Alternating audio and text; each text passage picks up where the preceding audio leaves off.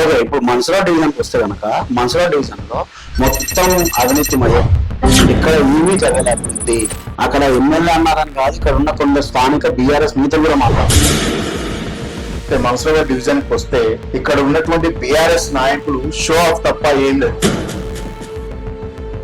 డబ్బులు ఉన్నాయి కదా అని చెప్పేసి ఎక్కడ పడితే అక్కడ ఫ్లెక్సీలు, ఎక్కడ పడితే అక్కడ బట్టగలిచి మీడియా, ఇక్కడ కూడా షో ఆఫ్ ఫ్లెక్సీలో ఖర్చు పెట్టే బదులు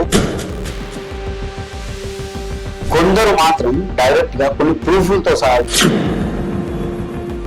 ఇక్కడ మొత్తం జరిగిన అభివృద్ధి ఏమీ లేదు, ఇక్కడ ఉన్నటువంటి కార్పొరేటర్ ప్రతి ఇంటి దగ్గరికి వెళ్ళి తీసుకుంటాడు. భారతీయ జనతా పార్టీలో ఉన్నటువంటి నాయకులు ఎవరు కూడా అవినీతి పరులు లేరు, ఎవరు కూడా ఈ రోజు భయపడే పరిస్థితిలో లేరు. అంత అవినీతి చేస్తే కనుక ఈ రోజు ప్రజలే పరిస్థితిలో ఉన్నారు. మరి స్థానికంగా ఉన్నటువంటి బీఆర్ఎస్ ఎమ్మెల్యే గారు మరి ఆయనతో చేయించవచ్చు కదా అభివృద్ధి. అంటే డెవలప్మెంట్ అయ్యిందని మీరు అంటారు కదా, 100% డెవలప్మెంట్ చూపించగలుగుతారు. ఇప్పుడు మనం పోటీ చేయాలి అంటే పైసలు ఏంది, ఒక హైప్ క్రియేట్ చేయడమే. ఈ రోజు మీకు టికెట్ వచ్చిందంటే 5 కోట్లు పెడతారా, 10 కోట్లు పెడతారా, ప్రజల్లో లేదు. అలాంటి వాళ్ళ దగ్గర డబ్బు చాలా ఉంది, వాళ్ళు డబ్బు ఖర్చు చేయడానికి రెడీగా ఉన్నారు. మరి అట్లాంటి వాళ్ళతో ప్రజలు పని చేసే నాయకుడిని అంగీకరిస్తారు. ఎంత డబ్బు చూపించి. Hello, hi, welcome to my media. ఈ రోజు మనం బీజేపీలో తనకంటూ ఒక స్థానాన్ని తెచ్చుకొని ఆర్ఎస్ఎస్ క్యాండిడేట్ గా ఎప్పటి నుంచో బీజేపీ నమ్ముకొని ఉన్నటువంటి సంతోష్ కుమార్ గుప్తా ఈ రోజు మనతో పాటు ఉన్నారు. ఆయన అడుగుదాం, అసలు బీజేపీ నుండి రానున్న రోజుల్లో ఆయన ఎలక్షన్ లో మళ్ళీ పోటీ చేయబోతున్నారా, పోటీ చేసి ఎలా ఉండబోతుంది అనేది కూడా మనం తెలుసుకునే ప్రయత్నం చేద్దాం. నమస్కారం అండి. నమస్తే సార్, చెప్పండి, అంటే నెక్స్ట్ ఇప్పుడు వస్తున్న ఎలక్షన్ లో మీరు పోటీ చేయబోతున్నారని మేము వింటున్నాం, అది ఎంత నిజం? 100% నేను ఈసారి భారతీయ జనతా పార్టీ నుంచి మన్సూరాబాద్ లో ఈ రోజు 150 డివిజన్ల నుంచి 300 డివిజన్లు ఈ రోజు కావడం జరిగింది. సో అందులో మన్సూరాబాద్ డివిజన్ నుంచి ప్రత్యేకంగా నేను పోటీ చేయబోతున్నాను. మన డివిజన్ లో ఉన్నటువంటి పెద్దలు కానివ్వండి, అందరు కూడా యూత్ మొత్తం కూడా మనకు సపోర్ట్ ఉన్నారు. అంటే మన్సూరాబాద్ డివిజన్ అంటున్నారు, కానీ ఇప్పుడు 300 డివిజన్లు అయిన తర్వాత ఇప్పుడు మన్సూరాబాద్ కూడా రెండుగా చీలిపోయిందని మనం చెప్పుకోవాలి. అంటే 300 డివిజన్ లో భాగంగా 2 అయినాయి. మరి దీంట్లో ఎక్కడి నుంచి పోటీ చేయబోతున్నారు? అవకాశం రాష్ట్ర అధ్యక్షుడు గారి యొక్క ఆధ్వర్యంలో ఎవరికి ఎక్కడి నుంచి టికెట్ వస్తే అక్కడ. ఇప్పుడు మాకున్నటువంటి మన్సూరాబాద్ డివిజన్ ని 3 భాగాలుగా చీలిపోవడం జరిగింది. దాన్ని ఒకటి జిఎస్ఐ పేరు మార్చడం, రెండోది లెక్చరర్స్ కాలనీ, ఆల్రెడీ ఉన్నటువంటి పాత మన్సూరాబాద్ ఏదైతే ఉందో దాన్ని అదే విధంగా అదే పేరు ఉండడంతో ఈ 3 భాగాలలో మాకు ఉన్నటువంటి ఎక్కడైతే అవకాశం ఉంటే పార్టీ మాకు ఇస్తారని మాట ఇచ్చింది కాబట్టి మనం మన్సూరాబాద్ నుంచి పోటీ చేయాలని అనుకుంటున్నాం. అంటే నేను డైరెక్ట్ పొలిటికల్ వచ్చాను అనుకోకండి, ఇప్పుడు నెక్స్ట్ రాబోతున్నాయి పాలిటిక్సా లేదా పాలిట్రిక్స్ అనుకోవచ్చా? మనం పాలిటిక్స్ అనేది ఏం లేదు. పాలిటిక్స్ వస్తున్నాయి కాబట్టి ఈ రోజు రాష్ట్ర ప్రభుత్వం మీద ఉన్నటువంటి వ్యతిరేకత, ఈ రోజు ఎక్కడ ఓడిపోతామన్న భయంతో ఈ రోజు ముందుగానే ఈ రోజు ఎలక్షన్ కి వచ్చే అవకాశం ఉంది. అంటే మీరు ఇప్పుడు ఎలక్షన్ లో మళ్ళీ ఇప్పుడు రాబోతున్న ఎలక్షన్ లో ముందే రాబోతున్నాం మనం అనుకున్నట్టే, ఇప్పుడు అభివృద్ధి పరంగా చూసుకుంటే కనుక డెవలప్మెంట్ పరంగా ఇక్కడ ఉన్న 11 స్థానాల్లో 10 స్థానాల్లో బీజేపీ ఉంది. కానీ అధికారం పార్టీగా చూసుకుంటేనేమో కాంగ్రెస్ అధికారంలో ఉంటే ఇక్కడ ఎమ్మెల్యే మాత్రం బీఆర్ఎస్ అతను ఉన్నాడు. అంటే ఇక్కడ చూసుకున్నట్లు మనం అభివృద్ధి పరంగా బీజేపీ చేసిందంటే మీరు ఏమంటారు?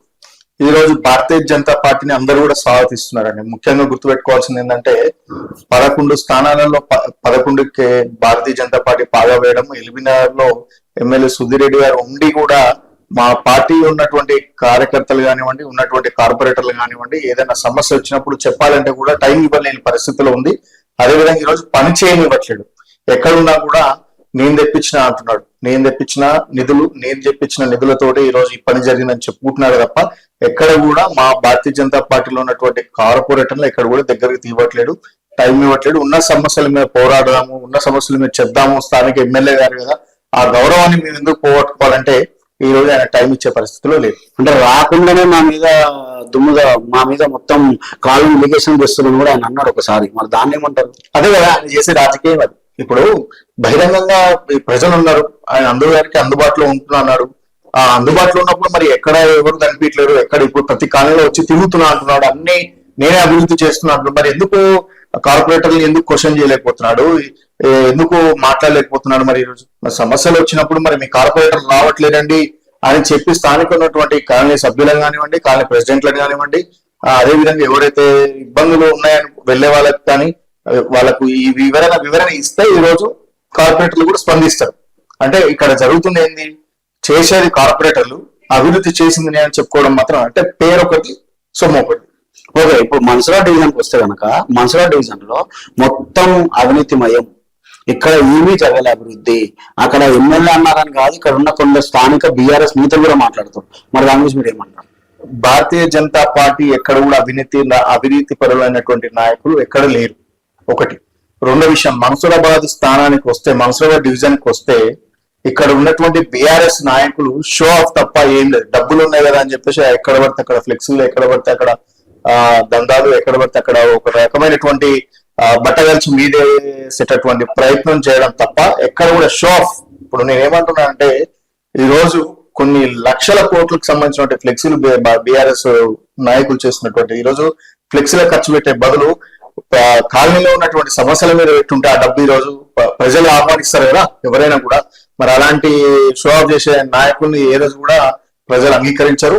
వాళ్ళు ఈసారి రాష్ట్రంలోనే లేని పార్టీ, అంతో ఎంతో కాంగ్రెస్ రాష్ట్రంలో ఉండి చేసి చేయనట్టుగా పరిపాలిస్తుంటే సెంట్రల్ లో ఉన్నటువంటి మా భారతీయ జనతా పార్టీ మరి ఈ రోజు రాష్ట్రంలో లేకున్నా కూడా అభివృద్ధి కార్యక్రమాలను ఎంతో విజయవంతంగా సాగిస్తున్నారు. మరి అలాంటప్పుడు ప్రజలందరూ కూడా చూస్తున్నారు ఈ రోజు ఏ పార్టీ ఉంది, ఏ పార్టీ లేదు.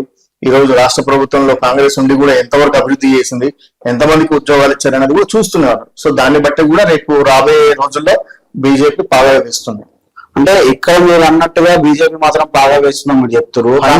కొందరు మాత్రం డైరెక్ట్ గా కొన్ని ప్రూఫ్లతో సహా, నా దగ్గర కూడా ఉన్నాయి కాబట్టి చూపిస్తాను, ప్రూఫ్లతో సహా ఇక్కడ మొత్తం జరిగిన అభివృద్ధి ఏమీ లేదు, ఇక్కడ ఉన్నటువంటి కార్పొరేటర్, లోకల్ కార్పొరేటర్ మొత్తం కూడా అవినీతిమయం చేసిండు, ప్రతి ఇంటి దగ్గరికి వెళ్ళి ప్రతి దగ్గర ఇల్లు కడతాయని దగ్గర డబ్బులు తీసుకుంటాడు అని కొన్ని ఎలిగేషన్స్ కూడా చేశాడు. దాని మీద మీరు ఏమంటారు? నేను ఒకటే చెప్తానండి, మీకు ఇందాక కూడా చెప్పినట్టుగా భారతీయ జనతా పార్టీలో ఉన్నటువంటి నాయకులు ఎవరు కూడా అవినీతి పరులు లేరు. ఒకటి. ఉన్నా కూడా ప్రజలు ఈ రోజు ఊరుకునే పరిస్థితిలో లేరు. అందరూ కూడా ఈ రోజు సమాధానం చెప్పేటువంటి పరిస్థితిలో ఉన్నారు. ఎవరు కూడా ఈ రోజు భయపడే పరిస్థితిలో లేరు.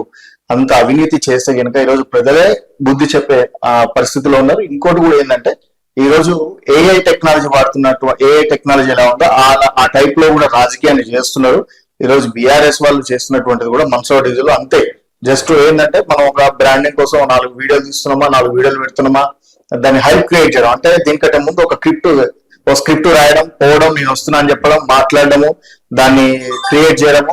చందాలు పంచుతారు, నేను మీ కాలనీకి వస్తున్నా, 4 ఫోటోలు తీస్తున్నాం, వాట్సాప్ చేయడం, ఆ స్టైల్లో ఉంది తప్ప ఇప్పుడు మా పార్టీలో ఉన్నటువంటి నాయకులు ఈ మన్సూరా డివిజన్ లో అభివృద్ధి జరగకపోతే మరి స్థానికంగా ఉన్నటువంటి ఎమ్మెల్యే బీఆర్ఎస్ ఎమ్మెల్యే గారు మరి ఆయనతో చేయించవచ్చు కదా అభివృద్ధి. మరి ఎందుకు చేయించుకోవట్లేదు? మరి ఈ షో ఆఫ్ తప్ప ఏమి లేదు. మరి మేము చేయట్లేదు అన్నప్పుడు మీరు చేయించుకోవచ్చు కదా పనులు, ఏదో అభివృద్ధి ఏదో. మరి చేయించుకోక ఏం చేస్తున్నారని నేను కూడా ఈ రోజు మిమ్మల్ని అడుగుతున్నాను. అంటే డెవలప్మెంట్ అయ్యిందని మీరు అంటారు కదా, 100% డెవలప్మెంట్ చూపించగలుగుతారు. 100% మీరు రండి నా దగ్గరికి, నేను తీసుకెళ్తాను. మీరు ఎక్కడ డెవలప్మెంట్ అయింది, ఎక్కడ కాలేదో చెప్పండి. చిన్న గల్లీ నుంచి కూడా మీరు పెద్ద కాలనీల వరకు కూడా 25 ఫీట్ రోడ్ నుంచి 30, 40, 60 ఫీట్ రోడ్ల వరకు కూడా ఎక్కడ కూడా రోడ్డు పనులు కానివ్వండి, డ్రైనేజ్ పనులు కానివ్వండి, అండర్ గ్రౌండ్ వాటర్ సప్లై గురించి కానివ్వండి, ఎక్కడ కూడా సమస్యలు లేవు. ఓకే, ఇది మన్సూరా డివిజన్కి ఇలా వస్తే మీకు ఎట్లయినా సీట్ రావడం కన్ఫర్మ్ అని చెప్తున్నారు. కానీ భారతీయ జనతా పార్టీలో చాలా రకాల వర్గ పోరు నడుస్తా ఉంది. అందులో భాగంగా కొందరు కిషన్ రెడ్డి అంటారు, కొందరు ఈటల అంటారు, కొందరు సంబంధించిన వాళ్ళు ఏ వర్గానికి?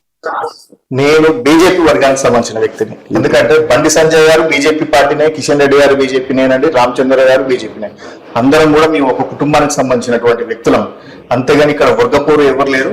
ఆపోజిషన్ ఉన్న పార్టీలు ఇప్పుడు ఒక కుటుంబం అన్నప్పుడు చిన్న సమస్యలు వస్తుంటాయి, పోతుంటాయి. అదే విధంగా దాన్ని కాంట్రవర్సీ చేసి ఒక పార్టీని భ్రష్టు పట్టేయాలన్న ఒక ధోరణితోటి ఎవరో చేసినటువంటి మాటల్ని అది క్రియేట్ చేసి ఎవరికి పడట్లేదు అంటున్నారు. ఎన్నో సభలు చూస్తున్నాం ఈ రోజు. ఈటల రాజేందర్ గారు కలవట్లేదా, బండి సంజయ్ గారు కలవట్లేదా, దాన్ని ఏంటంటే ఒక హైప్ క్రియేట్ చేసి వీళ్ళకి పడట్లేదని ఒక ధోరణి ప్రజల్లో తీసుకుపోయి దాన్ని డైవర్ట్ చేసి మభ్య పెడుతున్నారు తప్ప ఇక్కడ ఎవరికి కూడా ఎలాంటి ఇబ్బందులు కానీ సమస్యలు కానీ లేవు. ఏ రోజు ఉన్నతమైనటువంటి స్థానంలో ఉన్న పార్టీ ఏదంటే బీజేపీ పార్టీ. ఓకే, తెలంగాణలో ప్రతి దగ్గర ఏదైనా ఎలక్షన్లు అన్న అడగుడు కనిపించేది జిహెచ్ఎంసీ. అలాంటి జిహెచ్ఎంసీలో కొత్త మున్సిపాలిటీలు కలవడం కానీ ఇవన్నీ చూసుకుంటే 300 సీట్లు అయ్యాయి. అందులో ఇప్పుడు మనం పోటీ చేయాలి అంటే పైసా లేనిది రాజకీయం లేదు అనే మాట మనం చాలాసార్లు విన్నాం. అంటే దాన్ని మీరు ఏమంటారు? ఈ రోజు ప్రజలు కూడా అందరూ చాలా తెలివంతులయ్యారు. ఎవ్వరు కూడా పైసలు తీసుకునే స్టేజ్ లో ఎవరు లేరు. పైసలు తీసుకునేటువంటి వేసే ఓట్లు ఎక్కడ కూడా లేవు. అదేంటంటే ఒక హైప్ క్రియేట్ చేయడమే. ఈ రోజు మీకు టికెట్ వచ్చిందంటే 5 కోట్లు పెడతారా, 10 కోట్లు పెడతారా, 20 కోట్లు పెడతారా అనే ఆలోచన ప్రజల్లో లేదు. ప్రజల్ని అనవసరంగా ఈ రోజు బయటికి గుంజి వాళ్ళకు ఉన్నటువంటి సెల్ఫ్ రెస్పెక్ట్ ని నాయకులే పోగొడుతున్నారు తప్ప ఎక్కడ కూడా ప్రజలు ఈ రోజు ఓటుకి నోటు అనేది తీసుకునే ప్రసక్తి లేదు. అలాంటి పరిస్థితులు మనకు కనిపించట్లేవు. ఓకే, ఒకవేళ మీకు సీట్ రాకపోతే ఇండిపెండెంట్ అయిపోతున్నారా? 100% అండి. ఇప్పుడు ఓకే, సీటు రాలేదు అనే ఆలోచన కంటే వస్తుందనే నమ్మకం ఎక్కువ ఉంది. ఎందుకంటే ఆనాడు 150 డివిజన్లు ఉన్నప్పుడే మనకు సీట్ వచ్చే ఛాన్స్ ఉంటాయి. కాకపోతే రాష్ట్రంలో ఉన్నటువంటి సీనియర్ నాయకులు ఒకటే మనకు చెప్పడం జరిగింది. ఏం చెప్పారు? చిన్న వయసు, ఇంకా నేర్చుకోవాల్సిన చాలా ఉంది, మరి రేపు ముందు ఫ్యూచర్ లో నీకు అవకాశం ఉంటది అని ఒక చిన్న విషయాన్ని చెప్పి నన్ను ఆ రోజు మరి ఒక ఆలోచన విధానాన్ని తీసుకొచ్చి ఇంకా పని చేసుకోవచ్చు, నీకు ఉన్నతమైనటువంటి ముందు ఫ్యూచర్ ఉంటదని ఒక భావాన్ని తీసుకొచ్చి మరి నేను ఆ రోజు పోటీ చేయలేదు. నేను కూడా ఆలోచించాను, పెద్దవాళ్ళు చెప్పినప్పుడు మనం వినడంలో తప్పు లేదు, పార్టీకి మనం వ్యతిరేకంగా పోవద్దని ఒక ఆలోచనతోటి మరి 2 సార్లు 2016లో ఆల్రెడీ ఇండిపెండెంట్ గా ట్రై చేయడం జరిగింది. మరి 2021లో ఆల్రెడీ ఆల్మోస్ట్ కన్ఫర్మ్ అయితే అనుకున్న టికెట్ మరి రాలేదు. ఆ వయసు రీత్యా కూడా మనకు వెనుకపోవడం జరిగింది. కాబట్టి ఈ రోజు మాత్రం ఖచ్చితంగా 3 డివిజన్లని, అందులో బీసీ వచ్చినా, జనరల్ మహిళ వచ్చినా, జనరల్ మహిళ వచ్చినా నేను పోటీ చేయడానికి రెడీగా ఉన్నాను. బీసీ వస్తే మంచి మంచి నాయకులు ఉన్నారు, వాళ్ళని కూడా మేము ముందుకు తీసుకెళ్లాలనుకుంటున్నాం. ఒకవేళ రాకపోతే, నా డైరెక్ట్ క్వశ్చన్, రాకపోతే బీజేపీ మొదలు ఇండిపెండెంట్ అయిపోతున్నారా? 100% అండి. ఈరోజు ప్రజలు కోరుకునేది ఒకటే, పనిచేసే నాయకులని మాత్రమే తీసుకోవాలి, పని చేసే నాయకుల్ని గెలిపించుకోవాలని ఆలోచనలో ఉన్నారు తప్ప పని చేయకుండా డబ్బులు చూపించి డబ్బులు ఏరేసి మందు పోసి ఇట్లా చేసేటటువంటి పరిస్థితులలో ప్రజలు అంగీకరించే ప్రసక్తే లేదు. ప్రజలు అంగీకరించే స్థానంలో లేరు వాళ్ళు ఈరోజు. సో ఖచ్చితంగా ఏంటంటే వాళ్ళు నన్ను కోరుకుంటున్నారు. అంటే వస్తే ఇలాంటి గౌరవప్రదమైన వ్యక్తే రావాలి, నలుగురికి సేవ చేస్తాడు, ఒక మంచి ఆలోచనమైనటువంటి విధానంలో ఉన్నట్టు వ్యక్తి. సో ఇలాంటి వాళ్ళు ఎందుకు రాకూడదు? ఇంకో విషయం ఏంటంటే ఈరోజు మనసురావు డివిజన్ కొత్త రక్తాన్ని చూస్తుంది, ఒక కొత్త రకమైనటువంటి లీడర్షిప్ ని, క్వాలిటీస్ ని కోరుకుంటుంది ఈరోజు మనసురాబాద్. ఇక్కడ కూడా చిన్న చిన్న విషయాలు చెప్పాల్సిందంటే లోకల్ నాన్ లోకల్ అనే ఫీలింగ్ ఉంది.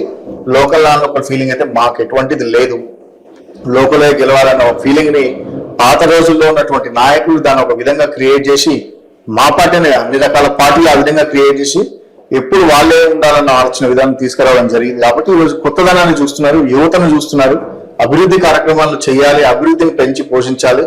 ఇంకా వీళ్ళకు చర్మగీతం పాడాలి, సీనియర్లకు వాళ్ళకు ఉన్నతమైన స్థానాన్ని కల్పించి రేపు రాబోయే కాలానికి యువతనే సందేశం ఇస్తారు. కాబట్టి వాళ్ళని ముందుకు తీసుకురావాలని ఆలోచిస్తున్నారు. అంటే మీరు అన్నింటిగా యువత రావాలి అనేది మీరు అయితే అనుకున్నారు, చాలా బాగుంది. కాకపోతే మీతో పాటు అపోజిషన్ ఉండే వాళ్ళు కొందరు ఉన్నారు, కొందరు లీడర్స్ కానీ, అంటే కొన్ని పార్టీలు, నేను పేరు చెప్పాను, కానీ అలాంటి వాళ్ళ దగ్గర డబ్బు చాలా ఉంది, వాళ్ళు డబ్బు ఖర్చు చేయడం రెడీగా ఉన్నారు. మరి అట్లాంటి వాళ్ళతో మీరు రెడీ ఉన్నారా, సిద్ధంగా ఉన్నారా? 100%. నేను మళ్ళీ మీకు చెప్తున్నాను, ప్రజలు పని చేసే నాయకుడిని అంగీకరిస్తారు. ఎంత డబ్బు చూపించినా, ఎంత మద్యం పోసినా, ఏం చేసినా, ఎండ్ ఆఫ్ ది డే ఎవరికి ఓటేస్తే మనం బాగుపడతాము, ఎవరు గెలిపిస్తే మనకు అభివృద్ధి జరుగుద్ది, ఎవరిని గెలిపిస్తే నేను ఇంట్లో సంతోషంగా ఉండగలుగుతా. ఇప్పుడు ఒక చిన్న సమస్య వచ్చిందండి, ఒక ఇంటి ముందు ఒక డ్రైనేజ్ ఖరాబ్ అయింది. ఇలా ఇంట్లో ఉన్నటువంటి వ్యక్తి ఒక 1000 రూపాయల జీతం చేస్తున్నాడు. ఆయన 1000 రూపాయల జీతానికి ఒక 10 రోజులు లేకపోతే ఒక 5 రోజులు, వారానికి ఒక 5 రోజులు సెలవు తీసుకొని డ్రైనేజ్ సమస్యను క్లియర్ చేయాలంటే వారికి స్థానిక కార్పొరేటర్కి ఇన్ఫర్మేషన్ ఇస్తే చేస్తాడు కదా క్లియర్ గా. స్థానికులు గెలిపించుకునేందుకే కదా, ప్రాబ్లమ్స్ ఉన్న క్లియర్ చేయడానికే కదా. ఆయన 5 రోజులు సెలవు పెట్టుకొని ఈ రోజు ఆ ప్రాబ్లం ఆయన క్లియర్ చేసుకోవాలి, మున్సిపల్ చుట్టూ తిరగాలి, లేకపోతే జిహెచ్ఎం చుట్టూ తిరగాలి, వాళ్ళు ఇవన్నీ చేసుకోవాల్సిన అవసరం లేదు. సో అలాంటి నాయకులు చాలా మంది ఉన్నారు. అలాంటిది కాకుండా ఉండడం కోసం నాలాంటి యువకులు ముందుకు రావాలని నేను కోరుకుంటున్నాను. అంటే సేవాభావం కూడా మీరు చాలా ఉందని కూడా నేను చాలాసార్లు విన్నాను. అంటే అలా ఇలాంటి సేవాభావాలు చేశారు, అంటే అలాంటి చేయడమే మీకు ఎందుకు అనిపించింది? ఈ ఏజ్ లో మీకు ఎందుకు వచ్చింది అలా? సమస్యల నుంచి వచ్చిన వాళ్ళకే తెలుస్తాయండి. నేను చిన్నప్పటి నుంచి కూడా కష్టపడి వచ్చాను. నా తల్లిదండ్రులు కూడా చాలా బాగా కష్టపడి నన్ను చదివించడం జరిగింది. మరి అదే మా అన్నయ్య కూడా టౌన్ ప్రెసిడెంట్ గా భారతీయ జనతా పార్టీలో కొనసాగారు. ఇప్పుడు కూడా రాబోయే ఎలక్షన్ లో పోటీ చేసే అవకాశం ఉంది అన్నగారు కూడా. ఆయన అడుగు జాడల్లోనే ఆయన చేసేటోటి సేవా కార్యక్రమం వల్లే ఆయన చూసి నేను కూడా నేర్చుకోవడం జరిగింది. ఒకనొక టైంలో కూడా ఇంట్లో సరిగ్గా లేని పరిస్థితుల్లో కూడా ఇంట్లో డబ్బులు తీసుకొచ్చి ఒకరికి బియ్యం లేదంటే, ఒకరికి స్కూల్ ఫీజు లేదంటే ఆయన తీసుకొచ్చి పెట్టిన విధానం ఆయన కొన్ని రోడ్లు అప్పట్లో మనకు ఊర్లలో మట్టి రోడ్ వేసి కంకర వేసి ప్రొక్లైనర్ తో మామూలుగా క్లీన్ చేశారు, లెవెల్ చేశారు. ఆ టైప్ ఆఫ్ రోడ్లు వేయించడం కానివ్వండి, ఎంతో మనకి రక్తదాన శిబిరాలు కానివ్వండి, ఇంకా అందరినీ కూడా అందరితోటి రిపోర్టర్లతో కానివ్వండి, పోలీస్ అధికారులతో కానివ్వండి, ప్రతి ఒక్కరితో కూడా మమేకమై ఆయన ఉన్నతమైనటువంటి విలువలతో కూడిన వ్యక్తి కాబట్టి ఆయన అడుగుజాడలో నడవాలనే ఉద్దేశంతో నేను హైదరాబాద్ రాగానే కూడా 2005లో వచ్చాను. 5 నుంచి కూడా నేను యాక్చువల్లీ వాస్తవానికి నేను ఆర్ఎస్ఎస్ స్వయం సేవకుని. నాది కొండమల్లపల్లిలో, దేవరకొండ కొండమల్లపల్లిలో నాది ప్రథమ విషయం అయిపోయింది. అక్కడి నుంచి కూడా మాకు సిద్ధాంతాలు కలిగిన పార్టీ ఏదైతే ఉందంటే ఏకైక పార్టీ బీజేపీ పార్టీ. మాకు ఎక్కడ చూసినా కూడా దేశం దేశం అని అంటాం తప్ప కులం కులం మతం మతం తిరగము. మాకు ఏదైనా ఉన్నతమైన విలువలు ఉంటాయి కాబట్టి ఈరోజు భారతీయ జనతా పార్టీకి రావడం జరిగింది. భారతీయ జనతా పార్టీలో కొనసాగటం, భారతీయ జనతా పార్టీ నుంచి మేము ఏదైనా అభివృద్ధి ఉంటే చేస్తాం. జై శ్రీరామ్ అంటే మీరు ఏమంటారు? జై శ్రీరామ్ అంటే అన్ని మతాల వారు ఎవరి మతాన్ని వాళ్ళు గౌరవించుకున్నప్పుడు మన దాంట్లో జై శ్రీరామ్ అంటే తప్పే ఉంది. మీకు ఎందుకు బూతులాగా అనిపిస్తుంది? 100% జై శ్రీరామ్ అంటాం. జై శ్రీరామ్ అనేది మనకు ఒక బలం, ఒక హిందుత్వాన్ని తెలియజేస్తుంది, ఒక హైందుత్వాన్ని తెలియజేస్తుంది, మన సాంప్రదాయాల్ని మన పద్ధతుల్ని గుర్తుగా జై శ్రీరామ్ అంటాం. హలో అనే వర్డ్ ఇంగ్లీష్ లో ఉన్న వర్డ్ కాబట్టి దాన్ని ఈ రోజు మన హిందూ దేశం భారతదేశం అంటాం కాబట్టి దాన్ని మనం తెలుసుకోవాలి అనే ఒక ఉద్దేశంతో ఈరోజు జై శ్రీరామ్ అంటాం. ఎంతో మంది ముస్లిమ్స్ ఉంటారు, ఎంతో మంది క్రిస్టియన్స్ ఉంటారు. వాళ్ళ మతాన్ని వాళ్ళు గౌరవించుకున్నప్పుడు మన మతాన్ని మనం గౌరవించుకోవడం తప్పు ఎందుకు చూస్తున్నారని నేను అడుగుతున్నాను. అంటే ఇదే ఇప్పుడు నేను అంటున్నాను, ఇప్పుడు జై శ్రీరామ్ అంటే మీరు ఇతర మతాన్ని ఏమంటారు కించపరుస్తారా, లేకపోతే వాళ్ళకు కూడా సపోర్ట్ నిలబడతారా? 100% వాళ్ళ మతాన్ని గౌరవించుకున్నప్పుడు మన మతాన్ని మనం గౌరవించుకోవడం తప్పులేదు. అదేవిధంగా వాళ్ళు మన మతాన్ని వ్యతిరేకించినప్పుడు మన మతాన్ని మనం కూడా వాళ్ళని వ్యతిరేకించడం తప్పులేదు. ఇప్పుడు దెబ్బకు దెబ్బ అంటారు, మొల్లుని మొల్లుతో తీయాలంటారు. కాబట్టి మనం సమస్యతోనే పరిష్కరించుకోవాలని కూడా ఒకటి ఉంది మనకు. సో దాన్ని మనం మతాన్ని వ్యతిరేకించడం, మనం వాళ్ళ మతాన్ని వ్యతిరేకిస్తాం అంతే తప్ప వాళ్ళు మనకు రానంత దూరం మనకేం ప్రాబ్లం లేదు. వాళ్ళు వాళ్ళ దగ్గరికి మనం పో.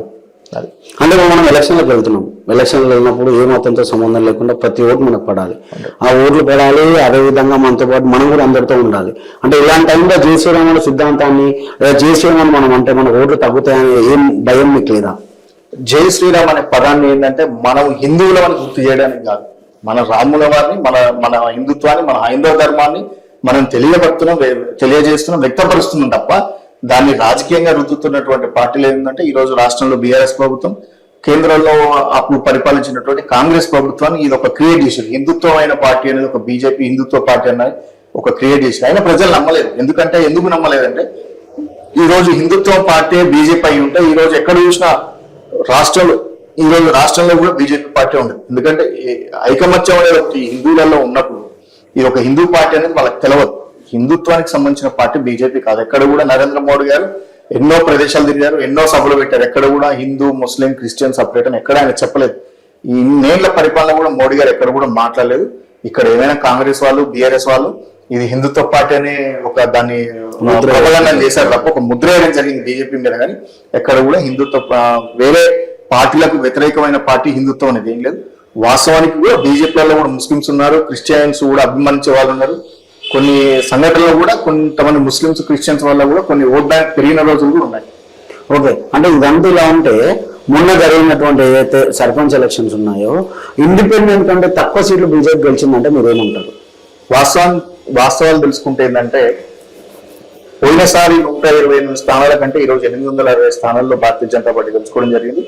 పోయినసారి కంటే ఈ రోజు మేము ఇంకా ఇంప్రూవ్మెంట్ అంటే ఇంకా ముందుకి వచ్చాం. ప్రజల్లో చాలా మంది అంటుంటారు విలేజ్ లో లేదని. ఈ రోజు ఇక్కడ సంపాదించుకున్నటువంటి టికెట్లు ఏవైతే ఉన్నాయో, స్థానాలు ఏవైతే సర్పంచ్ గెలుచుకున్నామో చాలా అంటే 4 కూడా చాలా ఎక్కువ పర్సెంటేజ్ ఈ రోజు భారతీయ జనతా పార్టీ గ్రామాల్లో కూడా తెలుసుకొస్తుంది. ఎందుకంటే మనము 2021 కోవిడ్ సందర్భంలో ఎవరు కూడా రాష్ట్ర ప్రభుత్వం బీఆర్ఎస్ ఉన్నా కూడా అక్కడికి వెళ్ళి మీ సేవా కేంద్రాలు ఈ సేవా కేంద్రాలు తిరిగి తప్ప 500కు 2000 ఇస్తున్నాం, 500 ఇస్తున్నాం, ఫ్లెక్స్ లో నీళ్ళలో మునిగిపోయిన వాళ్ళకి ఇంత ఇస్తున్నాం అని బీఆర్ఎస్ ప్రభుత్వం ప్రవేశపెట్టినా కూడా నరేంద్ర మోడీ గారు ఏం చేశారంటే ఆంధ్ర బ్యాంక్ లో ఉన్నటువంటి అకౌంట్లు ఉన్న వాళ్ళందరికీ కూడా అంటే గవర్నమెంట్ బ్యాంకు కాబట్టి 500 రూపాయలు అకౌంట్ లో వాళ్ళందరికీ వేసింది, అడగకుండా వేసింది. అంటే ప్రభుత్వం ఈరోజు పైన ఉన్నా కూడా కింద ఉన్న రాష్ట్రాల్లో మన ప్రభుత్వం లేకున్నా కూడా అందరినీ ఒకటే స్థానంలో చూసింది కాబట్టి బీజేపీ అనేది ఒక ఉన్నత స్థానంలో ఉంది. ఓకే, అంటే ఓవరాల్ గా అయితే మీరు ఇప్పుడున్న పొజిషన్ లో బీజేపీ తెలంగాణలో కొంచెం ఫామ్ అయిందని మీరు అంటున్నారు. 100%. అంటే బీజేపీ ఫామ్ అయినప్పుడు ఇక్కడ బీజేపీ పరంగా ఇప్పుడు 300 సీట్లు అయినాయి. 300 సీట్లని ఎన్ని సీట్ల వరకు మనం గెలిచే ఛాన్సెస్ ఉన్నాయని మీరు అనుకుంటున్నారు? రేపు రాబోయే రోజుల్లో భారతీయ జనతా పార్టీ హైదరాబాద్ లో బాగా అయిపోతుంది. ఉన్నటువంటి mayor స్థానాలని corporation Bharatiya Janata party కైవసం చేసుకుంటుంది. దాన్ని బట్టి మీరు అర్థం చేసుకోవచ్చు. ఎందుకంటే ఈరోజు దీనికంటే ముందున్నటువంటి ప్రభుత్వం బీఆర్ఎస్ ప్రభుత్వాన్ని ప్రజలు చూసి అల్టిమేట్ చూసి ఏం చేశారు, భూస్థాపితం చేశారు పార్టీని. ఈ రోజు ఎక్కడ కూడా కనిపించలేనటువంటి పరిస్థితిలో నాయకులు లేనటువంటి పరిస్థితి బీఆర్ఎస్ ప్రభుత్వం. అట్లనే కవిత గారు కూడా మరి వాళ్ళ కుటుంబం నుంచి విడిపోయి ఈ రోజు రేపు ఎల్లుండో పార్టీ పెడతా అన్న ఆలోచన అక్కడే తెలిసిపోయింది. బీఆర్ఎస్ ప్రభుత్వం, బీఆర్ఎస్ నాయకుల యొక్క అవినీతి ఏంటి, వాళ్ళ పరిస్థితులు ఏంటి, ఎలా ఉందనేది. అదేవిధంగా మరి ఈరోజు రాష్ట్రంలో ఉన్నటువంటి 6 హామీలను ఇస్తాని ముందుకొచ్చి ప్రజల్ని మభ్యపెట్టి అందరినీ మన్నలు పొంది గెలుచుకున్నటువంటి పార్టీ కాంగ్రెస్ పార్టీ. మరి ఈ రోజు వాళ్ళు ఏం చేస్తున్నారో కూడా ప్రజలు చూస్తున్నారు. రేపు కూడా ప్రజలు బీఆర్ఎస్ కి ఏ విధంగా అయితే బుద్ధి చెప్పారో రేపు రాబోయే కాలంలో కూడా కాంగ్రెస్ పార్టీని భూస్థాపితం చేయాల్సినంత కూడా ప్రజలు వాళ్ళకే వదిలేస్తాం, వాళ్ళే చూసుకుంటారు. ఎందుకంటే ఈ రోజు మనం ప్రైవేట్ ఉద్యోగాలు, గవర్నమెంట్ ఉద్యోగాలు కాకపోయినా ఒక హైదరాబాద్ లో ఉన్నటువంటి యువత ఎంతో మంది నిరుద్యోగులు ఉన్నారు. ఏదో కొన్ని కంపెనీలని తీసుకొచ్చి ఎస్టాబ్లిష్ చేసి ఈ రోజు హైదరాబాద్ ప్రాంతాన్ని తీర్చిదిద్దాల్సినటువంటి రాష్ట్రము ఈరోజు ఏ పని లేకుండా కూడా గెలిచినటువంటి 4 సంవత్సరాల నుంచి కూడా మేడిగడ్డ అని చెప్పేసి పేపర్లో ఫోటోలు దిగి రావడం, బస్సులు ఎక్కి పోయి దిగి రావడం తప్ప ఏ రోజు కూడా దాని తర్వాత హైడ్రా అని ఒక క్రియేట్ చేసి అంటే మొత్తానికి ఏంటంటే ప్రజల్ని డైవర్ట్ చేసే పరిస్థితిలో రాష్ట్రం ఉంది. బీఆర్ఎస్ ప్రభుత్వం వచ్చినప్పుడు అదే హరీష్ రావు గారు, కేసీఆర్ గారు కానీ వాళ్ళు కేటీఆర్ గారు కానివ్వండి కొన్ని లక్షల కోట్లు తెలంగాణ ఆంధ్రప్రదేశ్ రాష్ట్రం విడిపోయినాక కొన్ని లక్షల కోట్లు బడ్జెట్ మిగిలిందని చెప్పి పేపర్కి ఇచ్చారు. అదే విషయం వాళ్ళ తర్వాతకి కాంగ్రెస్ ప్రభుత్వం గెలిచినాక ఇప్పుడు ఏం లేవు, నన్ను అడ్డగా నిలువ కూర్చినా కూడా పైసలు లేవన్నట్టు ఒక రాష్ట్ర ముఖ్యమంత్రి స్థానంలో ఉండి మరి రేవంత్ రెడ్డి గారు అలా అనడం ఒక ఏ విధమైనటువంటి ఉద్దేశపూర్వకంగా అన్నారో తెలియట్లేదు. సో నేను అనేది ఏంటంటే రేపు రాబోయే కాలంలో భారతీయ జనతా పార్టీ బాగా వేస్తుంది. ప్రజలందరూ చూసిరు ఈ 2 పార్టీలు ఏమి చేయలేవు. కేంద్రంలో ఉన్నటువంటి బీజేపీ పార్టీ చేస్తుందని ఒక నమ్మకాన్ని ఈ 2 పార్టీలే మాకు ఒక అవకాశం ఇచ్చారు. వీళ్ళ అభివృద్ధి వల్ల వీళ్ళ అభివృద్ధి చేసినటువంటి కార్యక్రమాలు ప్రజలకు ఇండైరెక్ట్ గా బీజేపీ చేయబడుతుంది, మేము చేయలేమని ఒకటి సూచన అయితే ఇవ్వడం జరిగింది. అంటే బీజేపీ పరంగా ఓకే, సెంట్రల్ ఓకే ఉంది, ఇటు బీఆర్ఎస్ పార్టీ అధికారం లేదనుకోవాలి. కానీ కాంగ్రెస్ మాత్రం మేము ఇచ్చిన హామీలను తీర్చడానికి రెడీగా ఉన్నాం, డబ్బులు లేవన్న విషయం మీరు కూడా అన్నారు, అది వాస్తవమే. కానీ ఇప్పుడు కాంగ్రెస్ పార్టీ అదే డబ్బులు లేవన్నా కూడా మొన్న జరిగిన సర్పంచ్ ఎలక్షన్ లో అన్ని సీట్లు వచ్చాయి. అంటే ఎలా వచ్చాయని మనం అనుకోవచ్చు. నేను ఒకటే విషయం చెప్తా, నేను కాంగ్రెస్ ప్రభుత్వం దగ్గర డబ్బులు లేవని నేను చెప్పలే, వాళ్ళు లేవని చెప్తున్నారు. బీఆర్ఎస్ ప్రభుత్వం ఏమో కొన్ని లక్షల కోట్లు మిగులు బడ్జెట్ ఉందని మనకు చెప్పి ప్రజలకు, తెలంగాణ రాష్ట్ర ప్రజలకు చెప్పి ఈ రోజు కాంగ్రెస్ ప్రభుత్వానికి రాష్ట్రాన్ని అప్పగించినాక మన రాష్ట్రంకి కాంగ్రెస్ ప్రభుత్వం వచ్చినాక మన మిగులు బడ్జెట్ ఎటుపోయింది అది మీరే అడిగి తెలుసుకోవాలి. ఒకటి. రెండో విషయం, మనం జూబ్లీ ఎలక్షన్ లో చూసినాం, బై ఎలక్షన్ లో చూస్తే కాంగ్రెస్ ప్రభుత్వం నుంచి పోటీ చేసినటువంటి వ్యక్తి 100 కోట్లు ఖర్చు పెట్టిన ప్రజలే అంటున్నారు. ఈ రోజు మరి ఎక్కడి నుంచి వచ్చింది డబ్బంతా, ఎక్కడికి పోయింది సొమ్మంతా? ఇవన్నీ కూడా మొన్న కూడా జరిగినటువంటి గేమింగ్ లో రేవంత్ రెడ్డి గారు 100 కోట్లు పెట్టిరని చెప్పేసి ప్రజలు కానివ్వండి, కొన్ని మీడియా సంస్థలు కానివ్వండి అందరూ ప్రలోభం మొత్తం హల్చల్ అయిపోయింది దాని నుంచి. మరి ఈ డబ్బులన్నీ ఎటుపోయినాయి? లేవన్న పైసలు లేవన్నట్టు, అభివృద్ధికి పైసలు లేవన్నట్టు వీటన్నిటికీ డబ్బులు ఎలా పెట్టడం జరిగింది? నేను డబ్బులు లేవనట్లే, అభివృద్ధి అనేది లేదు అంటున్నా. ఆ అభివృద్ధికి లేదు కాబట్టి ఈ రోజు రాష్ట్ర ప్రభుత్వంలో ఉన్నటువంటి కాంగ్రెస్ కూడా ఈ రోజు ప్రజలు బొందబెట్టబోతున్నారు. అంటే బీజేపీ పరంగా మీరు అట్లా మాట్లాడితే బీఆర్ఎస్ బీజేపీ ఒకటే అనేది కూడా కాంగ్రెస్ పార్టీ వాదన ఉంది, దాన్ని ఏమనొచ్చు. మరి లాస్ట్ టైం 2021లో జరిగినప్పుడు మరి బీఆర్ఎస్ తోటి భారతీయ జనతా పార్టీ ఏం పొత్తు పెట్టుకోకుండా గెలిచాం కదా. 41 స్థానాల్లో కార్పొరేట్ కైవసం చేసుకున్నాం. 11 స్థానాల్లో 12 స్థానాల్లో 11 స్థానాలు భారతీయ జనతా పార్టీ ఎలిమినార్ గా కాన్స్టిట్యూషన్ లో గెలుచుకుంది. ఓకే. అంటే ఇవన్నీ ఇట్లా ఉంటాయినా బీజేపీ పరంగా ఇప్పుడు మన్సూర్ డివిజన్కి వస్తే మన్సూర్ డివిజన్ లో అభివృద్ధి జరిగింది, డెవలప్మెంట్ ఉందని మీరు చెప్తారు. అంటే ప్రధానంగా ఎట్లాంటి సమస్యలు మన మన్సూర్ డివిజన్ లో ఉన్నాయి, మన ప్రజలు తెలియాలి కాబట్టి అడుగుతున్నాం. మన మన్సూరాబాద్ డివిజన్ ఒకప్పుడు చాలా చిన్న డివిజన్. ఒకప్పుడు ఒక 1/2 కిలోమీటర్ ఒక ఇల్లు ఉన్నటువంటి పరిస్థితి 2006 2004లో. ఈ రోజు అయిపోయిందంటే పాపులేషన్ పెరిగిపోయింది. స్థానికంగా ఉన్నటువంటి జిల్లాల నుంచి కానివ్వండి, విలేజ్ కానివ్వండి, మండలాల నుంచి కానీ అందరూ కూడా హైదరాబాద్ సిటీలో నియర్ ప్రాంతంగా ఉన్నటువంటిది మన్సూరాబాద్ డివిజన్. మన్సూరాబాద్ కానివ్వండి, అటు వనస్థలిపురం కానివ్వండి, హైత్నగర్ కానివ్వండి, ఇక్కడ ఉన్నటువంటి మెయిన్ సమస్యలు ఏంటంటే మెయిన్ డ్రైనేజ్ సమస్య ఉంటుంది. హైవే నుంచి ఆ కనెక్టివిటీ అటు చెరువుకి వెళ్ళేటువంటి దారిని తీయడానికి ఇక్కడ డ్రైనేజ్ సిస్టమ్ అనేది కొంచెం ఇబ్బందికరమైనటువంటిది. అదేవిధంగా కొన్ని కాలనీలలో 20 ఫీట్ల రోడ్డు 25 ఫీట్ల రోడ్డు ఉండడం జరిగింది. అంటే ముందు నుంచి ఉన్నటువంటి యొక్క ప్రాంతాన్ని ఆ విధంగా ఉండడం వల్ల దాన్ని తీర్చిదిద్దులు ఏ నాయకుడు వచ్చినా కూడా తీర్చిదిద్దలేని పరిస్థితి. ఈ రోజు మనకు సఫిషియెంట్ గా ఉన్న రోడ్లు, విశాలవంతమైన రోడ్లు, కాలనీలు ఉన్నాయి. ఇంకా ఇప్పటికీ ఎక్కడ కూడా మట్టి రోడ్లు ఒకటో రెండో కాలనీలో తప్ప, ఇప్పుడు డెవలప్ అయ్యే కాలనీలో తప్ప ఎక్కడ కూడా మీకు ఎక్కడ చూసినా సిమెంట్ రోడ్లు, మంచి లైట్లు, మంచి డెవలప్మెంట్, మంచి నిధులతోటి ఎవరికి సమస్యలు లేకుండా ఇబ్బందులు లేకుండా ఉండి చేసినటువంటి అభివృద్ధి మాది. అంటే మొన్న రీసెంట్లీ ఇక్కడ మన్సురా డివిజన్ సంబంధించి ఒక బాబుని కుక్కలు కరవడం వల్ల చాలా ఇబ్బంది పాలైనప్పుడు మీ కార్పొరేటర్ కూడా వెళ్ళి అక్కడికి వెళ్ళడం జరిగింది. అంటే మీకున్న బీఆర్ఎస్ క్యాండిడేట్ సంబంధించిన వాళ్ళు కొందరు ఏమంటారు అంటే, ఇక్కడ ఉన్న కార్పొరేటర్ కరెక్ట్ ఉంటే ఇట్లాంటి సిచ్యువేషన్స్ రాదు కదా, ఎందుకు ఇలాంటి దాని మీద యాక్షన్ తీసుకోవట్లేదు అని కూడా ఒక ఎలిగేషన్ ఉంది. దాని మీద ఏమంటారు మీరు? నేను ఆ బాబుకి ఖర్చినందుకు బాబు కుటుంబాన్ని కానీ బాబుని కానీ ఏమనట్లేదు. ఎందుకంటే అతనికి మాటలు రావు. సో ఒక మూగ అబ్బాయి, అది ఒక బాధాకరమైన విషయం. దానికి కార్పొరేటర్ కి సంబంధం లేదు. ఎందుకంటే ఇప్పుడు రోడ్డు మీద ఒక మనిషి పోతున్నారు, ఎవరో చైన్ స్నాచింగ్ జరుగుతుంది. చైన్ స్నాచింగ్ జరిగినప్పుడు కార్పొరేటరే చూడాలి కదా అనేది తప్పదు. కార్పొరేటర్ అక్కడ ఇప్పుడు దానికి ఒక వ్యవస్థ ఉంది, ఒక డివిజన్ కాలనీ ప్రెసిడెంట్ ఉంటారు, ఇంకా దాని మీద సమస్యలు ఉంటాయి. అది అనుకోకుండా జరిగిన సంఘటనని రాజకీయాన్ని బీఆర్ఎస్ లో ఉన్నటువంటి నాయకులు రుద్దడం జరిగింది. సరే, ఈ రోజు మీరు అనుకున్నట్టుగా కార్పొరేటర్ ఇది ప్రాబ్లం. మరి కార్పొరేటర్ చేయనప్పుడు మరి బీఆర్ఎస్ ఎమ్మెల్యే మీరే ఉన్నారు కదా, మీరు చేయొచ్చు కదా. అంటే ఈయనతో పాటు ఆయనది కూడా తప్పుందని అనుకోవాలి కదా, ఇద్దరిది తప్పుందనుకోవాలి కదా.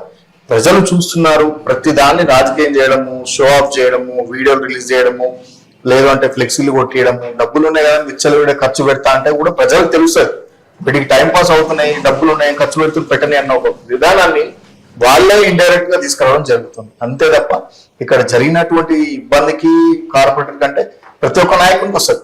అట్లా అనుకుంటే కాలనీ ప్రెసిడెంట్ కూడా తప్పనే వస్తుంది. అట్లా కాదు, అది ఎవరికి తప్పు కాదు. అనుకోకుండా జరిగిన సంఘటన, అందులో మూగ అబ్బాయి, అరవలేని పరిస్థితి. అలాంటి సమయంలో ఆ అబ్బాయి మీద ఇంకా ఎక్కువ దాడి చేయడం జరిగింది కుక్కలు. దానికి మాత్రం చాలా బాధాకరమైన విషయం. మేము కూడా వెళ్ళడం జరిగింది, కలవడం జరిగింది. పూర్ ఫ్యామిలీస్, వాళ్ళకు కూడా ఏదో నైతికంగా హెల్ప్ చేయడం జరిగింది. అన్ని పార్టీల నాయకులు వేరు, కానీ దాన్ని ఒక బీఆర్ఎస్ వాళ్ళు మాత్రం చాలా చండాలంగా, వరస్ట్ గా వీడియోలు పెట్టి, ఫోటోలు పెట్టి, ఒక వైరల్ చేసి దాన్ని ఒక రాజకీయంగా చూపించడం జరిగింది. ఓకే, అంటే ఇవన్నీ ఎట్లుంటానా, ఇదే మన్సురా డివిజన్ లో ఇంతకుముందు ఉన్నటువంటి డంపింగ్ యార్డ్ గురించి కూడా కొన్ని సమస్యలు ఉన్నాయని కూడా అంటున్నారు. అంటే ఆ సమస్యలు ఎలాంటివి ఉన్నాయి, అవి తీర్చాలంటే ఏం చేయాలి? ఈ రోజు డంపింగ్ యార్డ్ కేబీఆర్ కన్వెన్షన్ నుంచి మనకు ఉన్నటువంటి ఏదైతే 40 ఫీట్ రోడ్డు ఏదైతే ఉందో పోచంపల్లికి వెళ్ళడానికి ఉన్నటువంటి దారి, ఎక్కడ కూడా చూసినా కూడా డంపింగ్ సంబంధించినటువంటి, ఇప్పుడు ఒక సాయంత్రం 6 అయిందంటే 5 అయిందంటే మనకు కంప్లీట్ సరౌండింగ్ లో ఉన్నటువంటి 10-15 colony, Shubhodaya colony, Vijayashri colony, judges colony, Chitraseema colony, judges colony phase 2, Vivekananda Nagar, ఇవన్నీ కూడా అనితా నగర్ కానీ పక్కన ఉన్నటువంటి 15 కాలనీలకు ఒక రకమైనటువంటి స్మెల్, వాసన. వాటిని ఎమ్మెల్యే గారి దగ్గరికి వెళ్ళారు, కార్పొరేటర్ గారి దగ్గరికి వెళ్ళారు, ఎంపీ గారి దగ్గరికి వెళ్ళారు. ఇప్పుడు మా ప్రభుత్వంలో ఉన్నటువంటి నాయకులు, ఈటల రాజేందర్ స్థానిక ఎంపీ కాబట్టి ఈ మధ్య పరిష్కారం సాల్వ్ అయింది. ఇప్పుడు ఇక్కడ నుంచి అక్కడికి పోచంపల్లికి వెళ్ళే దాన్ని ఒక రహదారిగా చేద్దామని ఒక మాట కూడా ఈటల రాజేందర్ ఇవ్వడం జరిగింది. స్థానిక కార్పొరేటర్ గారు కూడా వెళ్ళి స్పందించి దాన్ని ఒక విధమైనటువంటి ఒక రూపకల్పన చేయాలని చెప్పడం జరిగింది. దాని పక్కన కూడా ఈ మధ్య స్థానిక లీడర్ కార్పొరేటర్ గారు కూడా ఒక శ్మశాన వాటికను కూడా ఏర్పాటు చేసి అక్కడ ఒక అభివృద్ధి కార్యక్రమాన్ని అయితే భారతీయ జనతా పార్టీ చేస్తుంది. దాంట్లో ముఖ్యంగా పెద్ద పనులు చేయాలన్నప్పుడు ఎమ్మెల్యే గారు కూడా ఉన్నారు. ఎమ్మెల్యే గారి దగ్గరికి వెళ్ళింది, దాన్ని స్పందించలేదు. ఆయన స్పందించి ఉంటే ఈరోజు పెద్ద సమస్య డంపింగ్ యార్డ్ సమస్య. ఆయన స్పందించి ఉంటే ఆ డంపింగ్ ఒక సమస్యని వేరే ప్రాంతానికి తరలించడమా, లేదా అక్కడ ఉన్నట్టు వాటిని జిహెచ్ఎంసి ఉన్నటువంటి ఆదాయ పన్నుతోటి మనం హైదరాబాద్ నగరంలో పన్నంతా మనమే కడుతున్నాం. సో ఆయన అభివృద్ధి చేయాలనుకుంటే ఈ రోజు దాన్ని ఎంతవరకు అయినా ఎప్పుడైనా అభివృద్ధి చేయగలిగేది. ఓకే అన్న, ఇవన్నీ ఒకలా ఉంటే మీరు కనుక ఇప్పుడు ఎలక్షన్లో పోటీ చేస్తున్నారు అంటే కారణం చికోటి ప్రవీణ్ అంటున్నారు, దాని గురించి ఏమంటారు? ఇప్పుడు ప్రవీణ్ అన్న ఒక్కరే కాదు, ఎంపీ ఈటల రాజేందర్ గారు ఆయన బ్లెస్సింగ్స్ ఉన్నాయి. చికోటి ప్రవీణ్ అన్న గారు మా బ్రదర్ అవుతారు. అన్నగారి బ్లెస్సింగ్స్ ఉన్నాయి ఖచ్చితంగా. ఇది ఎందుకంటే కొంత హైందవ ధర్మంలో హిందుత్వం పోరాడే ఒక ఇద్దరు ముగ్గురులలో చిక్కోటి ప్రవీణ్ ఈరోజు రాష్ట్రంలో ఒక ఊపుతున్నారని చెప్పుకోవాలి. ఎక్కడ కూడా హిందువుల మీద దాడి జరిగినా కూడా, మొట్టమొదటిసారిగా ఎక్కడైనా గుళ్ళ మీద జరిగినా కూడా, వ్యక్తుల మీద జరిగినా కూడా, మనం సికింద్రాబాద్ చూసినాం అమ్మవారిని తన్నడం జరిగింది ఒక ముస్లిం వ్యక్తి. సో ఇలాంటి సంఘటనలు జరిగినప్పుడు ముందుండి స్పందించి రాష్ట్రానికి ఒక ఉద్దేశపూర్వమైనటువంటి మెసేజ్ అందిస్తున్నారు. చూడండి, ఇది ఇలాంటివి జరగకూడదు, దీన్ని మనం వ్యతిరేకించాలి, అందరు కలిసి ఐకమత్యంతో ఉండాలి, మనం ఒక మతం గురించి వ్యతిరేకం కాదు, కానీ మన మతాన్ని ఎవరు కూడా గౌరవించట్లేరు, మనం అందరం కలిసి ఉండాలని ఒక భావాన్ని సిద్ధాంతాన్ని తీసుకొస్తున్నారు తప్ప అక్కడ కూడా వేరే ఎలాంటి ఉద్దేశపూర్వకం అనేది లేదు. ఈరోజు ప్రవీణ్ అన్న గారు కానివ్వండి, రాష్ట్ర అధ్యక్షులు రామచంద్రరావు గారు కానివ్వండి, ఈటల రాజేందర్ కానివ్వండి, స్థానిక ఎలిమినర్ సీనియర్ నాయకులు చాలా మంది ఉన్నారు, రంగారెడ్డి గారు కానివ్వండి, మన పిలిచిన అందరూ కూడా నాకు సపోర్ట్ ఉన్నారు. అందరి బ్లెస్సింగ్స్ తోటి ఈ రోజు మన్సూరాబాద్ డివిజన్ లో నేను నిలబడబోతున్నాను. ఖచ్చితంగా గెలుస్తాం కూడా, ఎందుకంటే ప్రజల ఆశీర్వాదం ఉంది. ప్రతి కాలనీ ప్రెసిడెంట్లు పరిచయాలు ఉన్నాయి, నా గురించి వాళ్ళందరికీ తెలుసు. నేను ఏంటంటే పని చేసేగల వ్యక్తిని వాళ్ళకి ఎప్పుడూ తెలిసిపోయింది కాబట్టి వెయిటింగ్ ఫర్ ఎలక్షన్స్, వాళ్ళు కూడా ఎలక్షన్ గురించి చూస్తున్నారు. ఖచ్చితంగా నేను గెలుస్తాను. నా చివరి క్వశ్చన్ ఉన్నా, ఒకవేళ మీ కనుక ఎవరైనా కాంటాక్ట్ అవ్వాలనుకుంటే, మున్సిపల్ డివిజన్ ఉన్న వాళ్ళకి ఏదైనా సమస్య చెప్పాలనుకుంటే వాళ్ళు కాంటాక్ట్ చేయాలంటే ఏం చేయాలి? ఖచ్చితంగా అండి, నేను ఈ చిత్రసీమ కాలనీలోనే ఉంటాను. ఎవరిని అడిగినా మున్షెట్టి సంతోష్ కుమార్ అంటే చెప్తారు. ఇక్కడ ఎవరిని అడిగినా కూడా నా పేరు చెప్తారు. నేను రోజు కాలనీలో కూడా అందరినీ కలుస్తూ ఉంటాను. ఖచ్చితంగా నాకు ఇప్పటికి కూడా కొన్ని సమస్యలు చెప్తూనే ఉంటారు. అవి కూడా స్థానిక కార్పొరేటర్ గారికి కూడా తీసుకెళ్లి చెప్పడం జరుగుతుంది. ఆయన కూడా కొన్ని కాలనీలో జిమ్ములు లేవని, కొన్ని కాలనీలో మీరు ఇందాక అన్నట్టుగా కొన్ని కుక్కలు ఎక్కువ అవుతున్నాయని చెప్పడం కానివ్వండి, లేదంటే కొన్ని ఇంకా మా కాలనీలో ఒక లైన్ రోడ్డు ఇంకా శాంక్షన్ అవ్వలేదు, ఒకసారి మాట్లాడండి అని నాకు చెప్పడం కానివ్వండి, అలాంటి చిన్న చిన్న సమస్యలు, కొన్ని కమ్యూనిటీ హాల్కి సంబంధించినవి, అదంటే అదేమన్నా గవర్నమెంట్ నుంచి చేయొచ్చా అని కొన్ని విషయాలను వాళ్ళు కూడా నాకు కాలనీ ప్రజలందరూ కూడా, కాలనీ ప్రెసిడెంట్లు కూడా నన్ను సంప్రదించడము, నన్ను అడగడం జరుగుతుంది. నేను కూడా కావాల్సినంత వరకు వాళ్ళకి హెల్ప్ చేస్తూనే ఉన్నాను. ఓకే అన్న, చివరి క్వశ్చన్ అన్న, ఒకవేళ మీరు పోటీలో ఉంటే ఇప్పటి వరకు మీరు ఆల్రెడీ గ్రౌండ్ స్టార్ట్ చేశారా, అదేవిధంగా పబ్లిక్ లో ఉన్నారా అనేది నా క్వశ్చన్ అన్న. 100% అండి, పబ్లిక్ లో ఉన్నాను, కలుస్తున్నాను, వాళ్ళు వెల్కమ్ చెప్తున్నారు. మీరు టికెట్ తెచ్చుకొని మేము ఖచ్చితంగా మీకు మా సహాయ సహకారాలు ఉంటాయి. మీరు ఇక మీకు టికెట్ వచ్చిందంటే గెలిచినట్టుగానే అని ఒక భావాన్ని వాళ్ళు వ్యక్తపరుస్తున్నారు. ఎందుకంటే మేము రోజు ప్రతి కాలనీలో ఒకరోజు బాలాజీ నగర్ కానివ్వండి, ప్రగతి నగర్ కానివ్వండి, అటు సౌత్ ఎండ్ పార్క్ కానివ్వండి, వీకర్ సెక్షన్ కానివ్వండి, అటు రాక్ టౌన్ కానివ్వండి, ప్రతి కాలనీలో వినాయక్ నగర్ కానివ్వండి, మధుర నగర్ కానీ చాలా కాలనీలు మేము కలుస్తున్నాము. వాళ్ళు వాస్తవం చెప్పాలంటే నా అదృష్టం ఏంటంటే నేను తెలియకుండా నా గురించి వాళ్ళకి వినడం ద్వారా ఓకే మీరేనా, మేము సపోర్ట్ ఉంటాం, ఎందుకంటే మీ గురించి మంచిగా విన్నాం అన్న ఒక ఆలోచన. కొన్ని కాలనీలు తెలిసినా తెలియకుండా కొన్నిసార్లు ఏంటంటే మనకు ప్రెసిడెంట్లు మారుతూ ఉంటారు 2 years ఒకసారి, కొన్ని ప్రోటోకాల్స్ 1 year ఒకసారి ఉంటాయి కొన్ని కాలనీలో. వాటి వల్ల కూడా కొంతమంది పరిచయం ఉండొచ్చు, పరిచయం లేకపోవచ్చు. ఎంతో మంది నాయకులు కూడా పరిచయాలు గెలిచిన వాళ్ళు కాదు. సో అట్లా మనకు వాళ్ళందరూ కూడా వెల్కమ్, స్వాగతం చెప్తున్నారు. ఖచ్చితంగా మనం గెలుస్తాం. ఓకే అన్న, చివరి లాస్ట్ అండ్ ఫైనల్ క్వశ్చన్ అన్న, అప్పటి లాస్ట్ అన్న మళ్ళీ అడుగుతున్నా, ఇప్పుడు ఒకవేళ మీకు అపోజిషన్ ఉన్న వాళ్ళు చెప్పాలంటే ఏం చెప్తారు? ఖచ్చితంగా నేను చెప్పేది ఏంటంటే, మీరు ఈ పనికి మళ్ళీ ఖర్చు కంటే లేని వాళ్ళకు సాయం చేయండి. ఈ డబ్బులన్నీ కూడా కాలనీ అభివృద్ధి కార్యక్రమాలకు పెట్టుకోండి. దానివల్ల అందరికీ మంచి జరుగుతుంది, మీకు కూడా మంచి జరుగుతుందని ఒక మిత్రుడిగా, ఒక స్నేహితుడుగా మీకు చెప్తున్నాను. ఇలాంటి చండాలమైనటువంటి అభివృద్ధి కార్యక్రమాలని మేము చేసాం, మీరు చేసిన చెప్పుకోవడం సబబు కాదు. ఖచ్చితంగా మీరు ఏదైనా అభివృద్ధి చేసి ఉంటే మీరు ప్రజలకు చెప్పండి, వాళ్ళే చూస్తారు రేపు రాబోయే కాలంలో. ఎందుకంటే ఈ రోజు మా స్థానిక కార్పొరేటర్ పొద్దున్న లేసి 6 గంటల నుంచి 7 గంటల నుంచి కానీ 7 గంటల నుంచి కానివ్వండి ప్రతి కాలనీలో ఉంటున్నారు. ఏరియాలో మేము అభివృద్ధి చేసిన శిలాఫలికాలు కానివ్వండి, చేసినటువంటి అభివృద్ధి నిధులు తీసుకొచ్చి చేస్తే మేము రిబ్బన్లు కట్ చేయాల్సింది మాకంటే ముందు వచ్చి మేము మెల్లగారు వచ్చి దాన్ని రిబ్బన్ కట్ చేసి మేము చేసినా చెప్పుకోవడము, అక్కడ కాలనీ వాళ్ళు మభ్య పెట్టడము, డైవర్ట్ చేయడము, లేదా ఒక కాంట్రవర్సీ తీసుకురావడము, ఏదో ఒకటి చెప్పడము, మేమే చేసినాం అనడము, ఇది కరెక్ట్ కాదు. మీరు ఈ వీటి మీద ఉన్నంత శ్రద్ధ ప్రజల మీద పెడితే, ప్రతి కాలనీ మీద పెడితే ఈ రోజు కాలనీ అభివృద్ధి చెందుతుంది, పార్టీల అభివృద్ధి చెందుతాయి, పర్సనల్ గా కూడా కాంటాక్ట్స్ పెరుగుతాయి, పర్సనల్ కూడా మీ యొక్క పేరు కూడా అభివృద్ధి చెందుతుంది. థ్యాంక్ యూ అన్న, థ్యాంక్ యూ సో మచ్ అన్న. ఇది ఈరోజు ఇంటర్వ్యూ. అంటే ఏదైతే నేను రాబోతున్నా నెక్స్ట్ ఎలక్షన్ లో నేను యువతగా నాకు స్థానం ఇస్తారని, అదేవిధంగా నేను గెలవబోతున్నాను కూడా ఆయన చెప్పడం జరిగింది. స్టేట్ ఆన్, మళ్ళీ ఇంకొన్ని ఇంటర్వ్యూతో మళ్ళీ కలుస్తాం. Thank you.